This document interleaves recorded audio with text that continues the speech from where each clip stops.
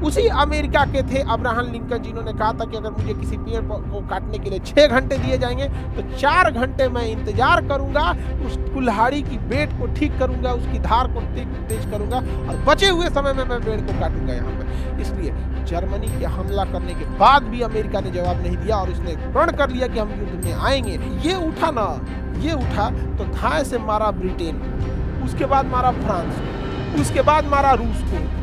देख रहे हैं, इधर से बैठ के सबको हथियार बेच रहा था, जापान को भी, अरे तुमको भी चाहिए, लो लो लो लो लो लो लो, खाली हथियार बेच रहा था। हाँ, मारो मारो मारो मारो मारो। हिटलर बात देखा कि रे से सूरत नहीं, खाली हथियार बेचेगा, ले धाए से मारा, ऊपर जहाज उड़ा दिया।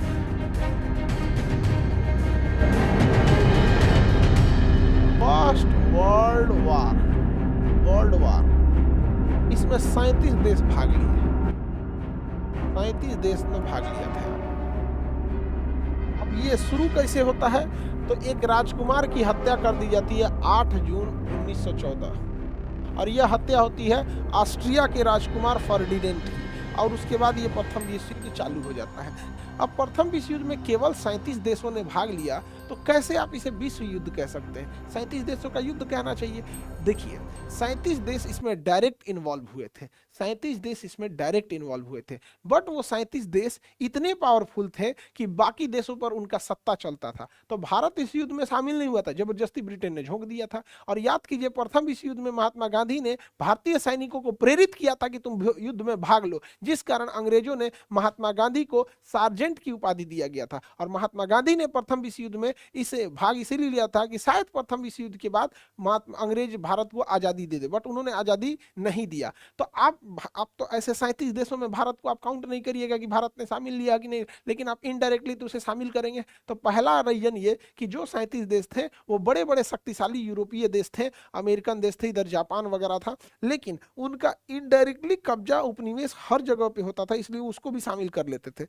और इस प्रथम विश्व युद्ध में केवल डायरेक्टली 37 देशों ने भाग लिया, लेकिन इसने पूरी दुनिया की अर्थव्यवस्था को डुबा दिया।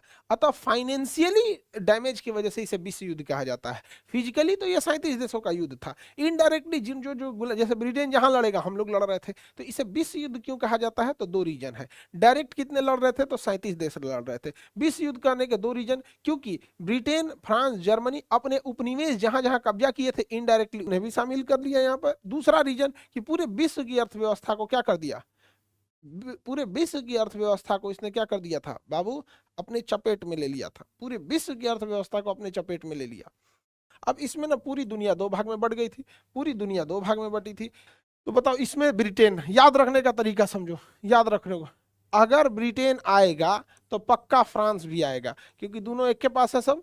ब्रिटेन और फ्रांस साथ में आते हैं सब, ब्रिटेन और फ्रांस आएगा, ब्रिटेन और फ्रांस आएगा, ब्रिटेन और कौन आ गया? फ्रांस आ गया। अब देखो, अब अगर रसिया आया, कौन आया? रसिया, तो डिपेंड होगा कि अमेरिका आया कि नहीं। तो रसिया के साथ साथ अमेरिका भी आ गया और जापान भी आ गया, रसिया के साथ साथ अमेरिका भी आ गया और जापान भी आ गया। सोचो, मित्र राष्ट्रों में सब के सब पावरफुल थे सब। अब देखते हैं एक्सियल कंट्री, उसे कहते हैं धुरी राष्ट्र। अब देखो ध्यान से, याद कीजिए, ऑस्ट्रिया के राजकुमार फर्डिनेंड की हत्या सेरेजेवो में कर दी जाती है, और जिस कारण यह युद्ध स्टार्ट हो जाता है। तो युद्ध का मुख्य कारण ऑस्ट्रिया के राजकुमार फर्डिनेंड की हत्या। लेकिन युद्ध इतना भयानक कैसे बढ़ गया, तो ध्यान से समझो। ये ससुरा जर्मनी है, ये क्या है? जर्मनी है। ये उठा ना, ये उठा तो धाए से मारा ब्रिटेन को, उसके बाद मारा फ्रांस को, उसके बाद मारा रूस को। देख रहे हैं, मार दिया, तीनों को मारा, धाए था। तो प्रथम विश्व युद्ध में सबसे अग्रणी भूमिका निभाने वाला कौन था? जर्मनी था। मारा, सोचिए, इसको शर्म नहीं लगा कि एक साथ इतने लोगों को मारा जाता है?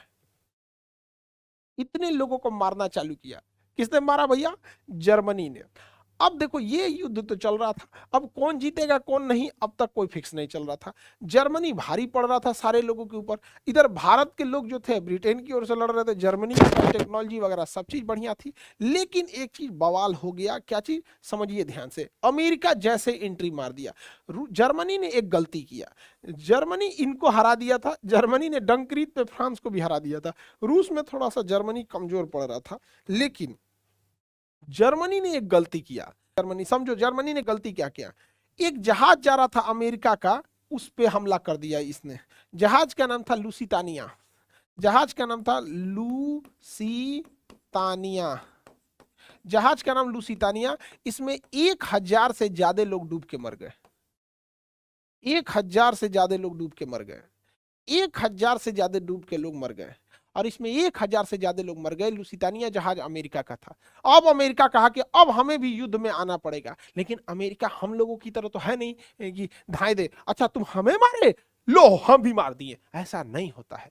उसने लुसितानिया जहाज के आक्रमण के बाद पूरा युद्ध की तैयारी की, हथियार जमा किया, पैसे इकट्ठा किया, क्योंकि उसी अमेरिका के थे अब्राहम लिंकन, जिन्होंने कहा था कि अगर मुझे किसी पेड़ को काटने के लिए 6 घंटे दिए जाएंगे तो 4 घंटे मैं इंतजार करूंगा, उस कुल्हाड़ी की बेट को ठीक करूंगा, उसकी धार को तेज करूंगा, और बचे हुए समय में मैं पेड़ को काटूंगा यहाँ पे। इसलिए जर्मनी के हमला करने के बाद भी अमेरिका ने जवाब नहीं दिया और इसने प्रण कर लिया कि हम युद्ध में आएंगे। और लुसितानिया जहाज में 1000 से लगभग 1100 लोग डूब के मरे थे। लुसितानिया जहाज को पनडुब्बी से मार के गिरा दिया था। उसमें लगभग 128 अमेरिकी नागरिक थे यहाँ पर, यूएसए के। अब अमेरिका ने कहा कि अब हम भी युद्ध में आएंगे, और अमेरिका इस युद्ध में कूद जाता है। यूएसए इस युद्ध में कूद जाता है 1917 में। बताइए प्रथम विश्व युद्ध में सबसे बाद में कौन आया था? अमेरिका आया था। प्रथम विश्व युद्ध में सबसे बाद में कौन आया था? अमेरिका। ये चोट्टा हथियार बेच रहा था रूस को। हाँ हाँ हथियार खरीदो, हथियार खरीदो। अरे फ्रांस तुमको भी जरूरत होगा, हाँ हाँ हमको पैसा दे दो, पैसा दे दो, हथियार लो, हथियार। ब्रिटेन तुम भी हो। वो इधर से बैठ के सबको हथियार बेच रहा था, जापान को भी। अरे तुमको भी चाहिए, लो लो लो लो लो लो लो। खाली हथियार बेच रहा था। हाँ मारो मारो मारो मारो मारो। हिटलर वाद देखा कि रे ससुरा तू नहीं, तो खाली हथियार बेचेगा, ले धाए दे मारा, ओकरो जहाज उड़ा दिया। लेकिन अमेरिका का यार ये तो गड़बड़ आदमी है, अब तो हमें आना पड़ेगा। और अमेरिका कूद गया इस युद्ध में।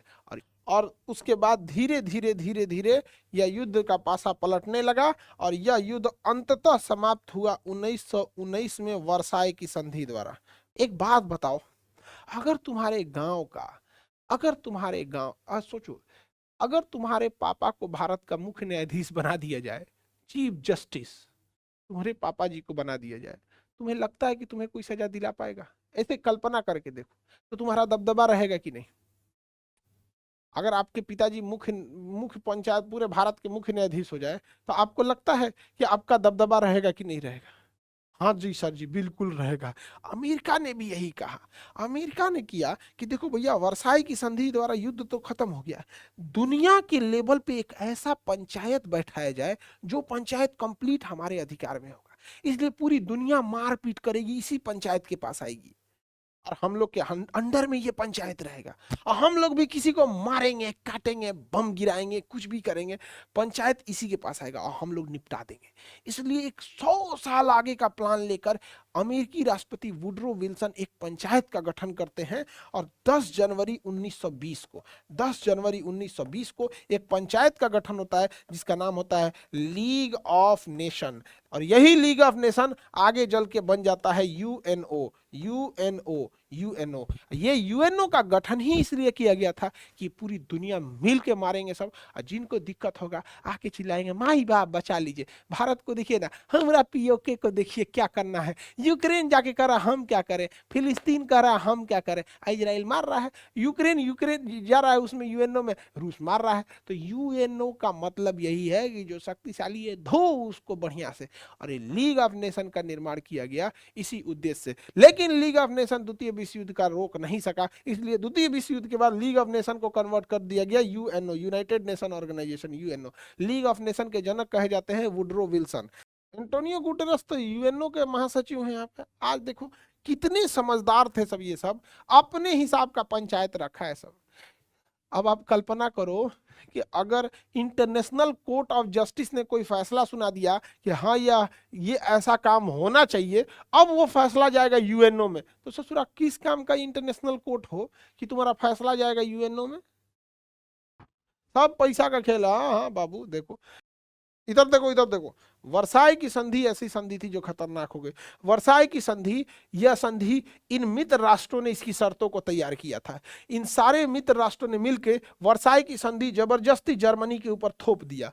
तो वर्साई की संधि को जर्मनी के ऊपर जबरदस्ती थोप दिया गया और कहा गया कि जर्मनी कभी भी 1 लाख से ज्यादा सेना नहीं रखेगा, जर्मनी कभी भी वायुसेना नहीं रखेगा, जर्मनी कभी भी आधुनिक और खतरनाक हथियार नहीं रखेगा, जर्मनी के कोयला पर फ्रांस का अधिकार होगा, जर्मनी विदेशी निर्णय लेने में मित्र राष्ट्रों से पूछेगा। अर्थात वर्साई की संधि मित्र राष्ट्रों ने जबरदस्ती जर्मनी पे थोप दी और यह संधि कोई संधि न होके बल्कि जर्मनी को कमजोर करने की एक संधि, एक जबरदस्ती समझौता था, जिस कारण जर्मनी तब तक बर्दाश्त कर रहा था जब तक जर्मनी में कोई शासक बढ़िया ना आ जाए।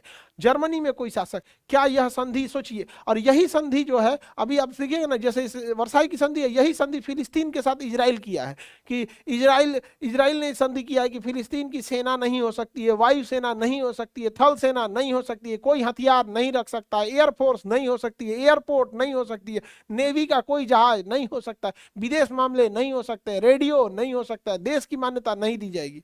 सेम वही संधि दोहरा दिया। अब यहां पर कोई ना कोई बड़ा शासक तो आने का इंतजार था। अब आप इंतजार करिए, बताइए वर्साई की संधि के तहत क्या ये वर्साई की संधि क्या भेदभाव नहीं थी? बिल्कुल भेदभाव थी। किसके साथ? जर्मनी के साथ। जर्मनी सेना नहीं रख सकता, वायुसेना थल सेना में खतरनाक हथियार नहीं रख सकता, 1 लाख से ज्यादा सेना नहीं रखेगा, जर्मनी के कोयला पे अधिकार हो जाएगा फ्रांस का।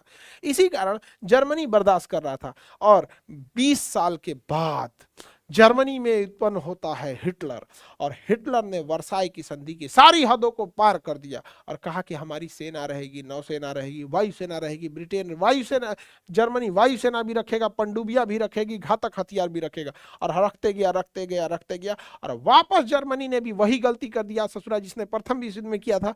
प्रथम विश्व युद्ध में सबको हमला कर दिया था एक के बार में, द्वितीय विश्व युद्ध में भी यही किया, एक के बार मारा, सबको हमला कर दिया। एक के बार में हमला नहीं करना चाहिए जी, धीरे धीरे करना चाहिए। समझ में आ गया कि नहीं आ गया?